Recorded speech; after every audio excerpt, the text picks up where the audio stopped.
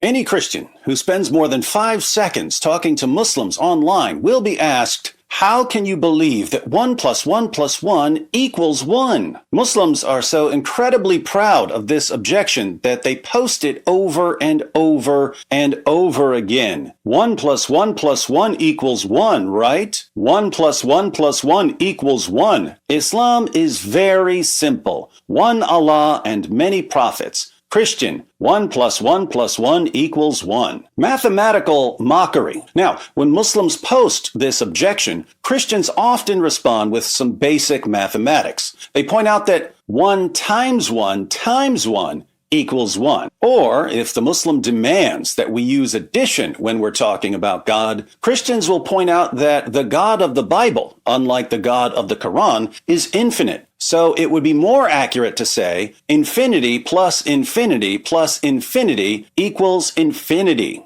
According to Islam, Allah has literal body parts. Their scholars will admit that Allah has a literal shin, a face, a foot, or 2 feet, depending on whom you ask, 2 right hands, and so on. So Allah described in the Quran that He has a face. Allah described in the Quran that He has 2 hands. Allah says in Surah Al-Qalam that on the day of judgment, Allah Azza wa Jal would uplift and show His leg. Following the method that Muslims use, then, we would say that Allah's body parts add up to one Allah, which means that if Allah has 10 body parts, 1 plus 1 plus 1 plus 1 plus 1 plus 1 plus 1 plus 1 plus 1 plus 1 equals 1. But Allah gets even more confusing because Allah is more than one, not just in body parts, but in other kinds of attributes. Allah has 99 names. So He's one in nature, but 99 in name, which means that 99 equals 1 in Islam. What about the Quran? How many surahs are there in the Quran? Muhammad's companion Abdullah ibn Masud